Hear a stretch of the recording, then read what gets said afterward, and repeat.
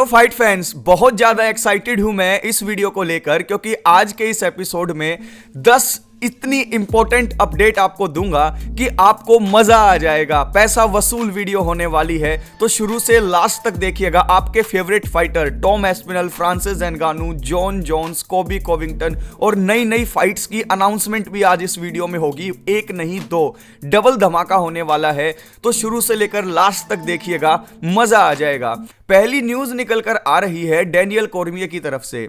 Daniel कॉर्मिये का कहना यह है कि यार नेट डियाज विसेंटे लुके के खिलाफ अपना रिटर्न तो कर रहे हैं, लेकिन जब मैं उन्हें देखता हूं तो वो बिल्कुल फ्रेश दिखाई देते हैं, लेकिन उनका लैक लस्टर परफॉर्मेंस रिंग के अंदर देखकर दिल टूट जाता है। तो यहां पर उनको सजेस्ट किया है डीसी ने कि आप अगर अब की बार वापसी कर रहे हो तो धमाकेदार एंट्री होनी चाहिए। यू आर ए लेजेंड और फैंस को एंटरटेनमेंट देना आपका प्राइमरी गोल होना चाहिए, और वो स्किल सेट भी मौजूद है निक डियाज के पास। तो निक डियाज को अब की बार जब विसेंटे लुके के खिलाफ फाइट करते हुए हम देखेंगे तो एक्साइटमेंट से वो भरा होगा। तो चलिए डीसी की बात वो मानते हैं या नहीं, देखना पड़ेगा।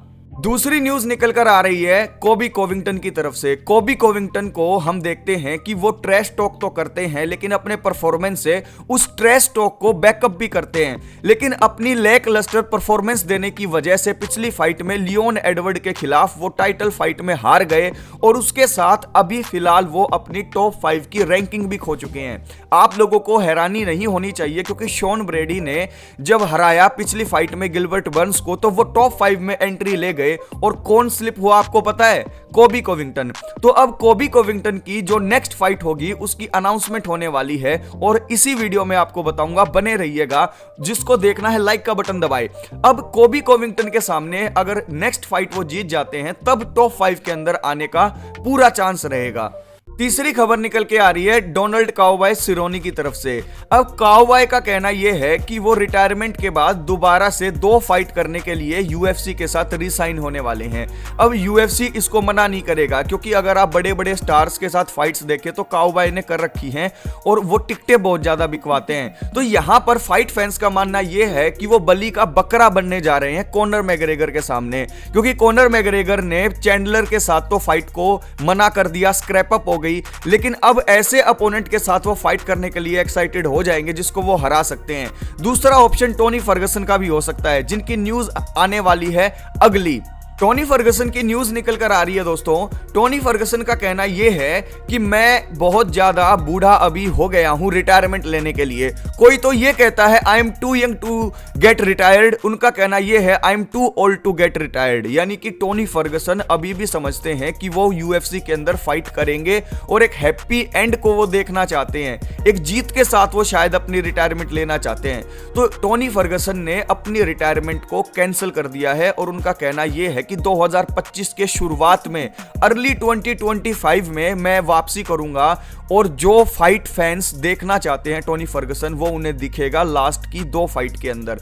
अब देखना यह होगा कि उनकी फाइट किसके साथ होती है, काउबॉय सिरोनी के साथ होती है या कोई नया अपोनेंट टोनी फर्गसन के साथ मैचअप होगा। यूएफसी के प्लान्स टोनी फर्गसन को लेकर क्या होंगे वो तो दूसरी बात है। आपका क्या प्लान है? क्या टोनी फर्गसन को फाइनली रिटायरमेंट ले लेना चाहिए, या फिर ये चीज हमें टोनी फर्गसन के ऊपर ही छोड़ देनी चाहिए? और अगर टोनी फर्गसन फाइट करते हैं तो किसके खिलाफ चांस देना चाहिए, न्यू अपकमर के खिलाफ या फिर एक ओल्ड वेटरन के खिलाफ जैसे वो खुद हैं? नीचे कमेंट बॉक्स खुला है, कमेंट जरूर दीजिएगा मेरे ओजी फैंस।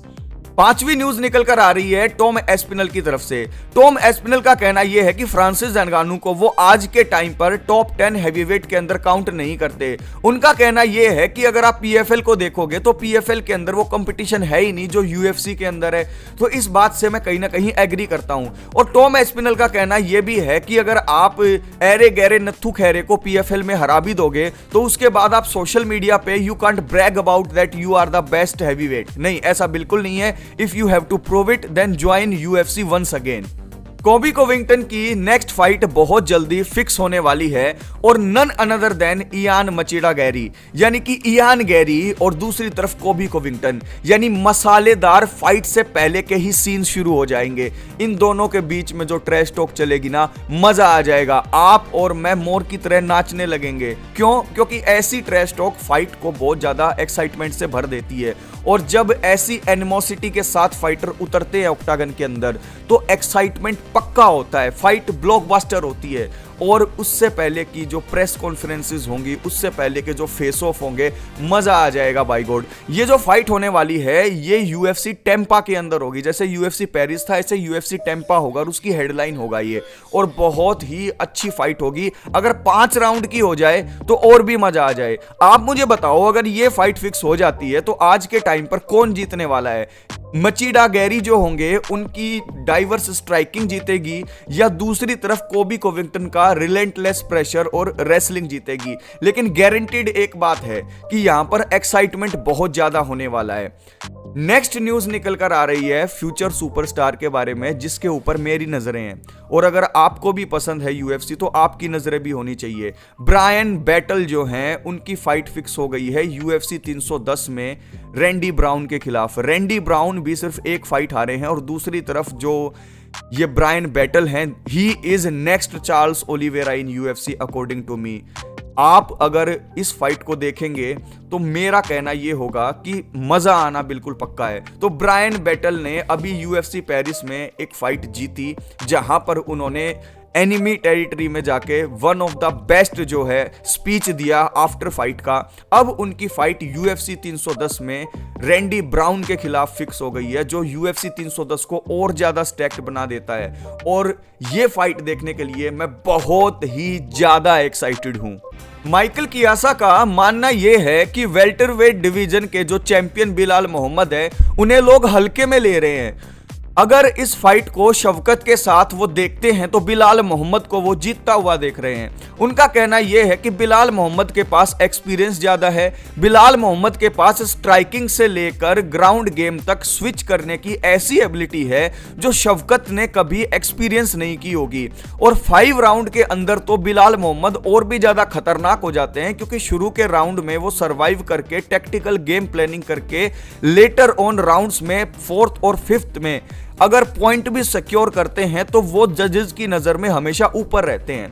अब ये जो पॉइंट ऑफ व्यू है ये तो हो गया माइकल कियासा का, लेकिन कुछ फाइट फैंस ऑनलाइन ये डिस्कस कर रहे हैं कि शवकत रॉकमनोव एक अनडिफिटेड फाइटर हैं, he is a finishing machine. तो क्या बिलाल मोहम्मद डिसीजन मशीन एक फिनिशिंग मशीन को ओवरपावर कर पाएगी? ये देखना होगा यूएफसी के अंदर हमें। तो अब आप मुझे बताओ, क्या बिलाल मोहम्मद और शवकत रॉकमनोव के बीच के ये जो मोमेंट होंगे फाइट के अंदर, उन्हें कौन जीतेगा?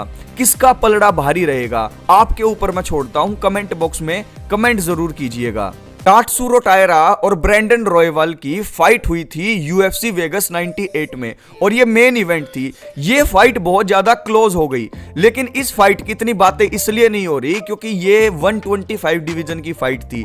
ये फाइट इतनी क्लोज गई कि ये स्प्लिट डिसीजन से ब्रैंडन रॉयवल को जिता कर देने वाली फाइट थी, जिसको लेकर कई लोग रोबरी भी कह रहे हैं, लेकिन इतनी क्लोज फाइट को रोबरी नहीं कहना चाहिए। 10वीं न्यूज निकल कर आ रही है फ्रांसिस एनगानू की तरफ से। उनका कहना यह है कि जॉन जोन्स को स्टीपे मियोचिच हरा सकते हैं। इस फाइट को वो 50-50 देखते हैं। अब यहां पर फ्रांसिस एनगानू का यह सोचना मैं बिल्कुल जायज मानता हूं। क्यों? क्योंकि वो खुद एक बार स्टीपे मियोचिच से हार चुके हैं, उनको एक्सपीरियंस है स्टीपे मियोचिच के साथ फाइट करने का। तो जिस तरीके से स्टीपे को हल्के में लिया जा रहा है, ये लेना बिल्कुल गलत है। हाँ, ये बात मैंने मान ली कि जॉन जोन्स के जीतने के चांस बहुत ज्यादा हैं, लेकिन फ्रांसिस की इस बात को भी मैं बिल्कुल गलत नहीं कहता कि स्टीपे मियोचिच अगर जॉन जोन्स को हरा देते हैं तो इसमें कोई सरप्राइज की बात नहीं होगी। तो दोस्तों, आज की इन 10 न्यूज ने आपका दिन बना दिया होगा।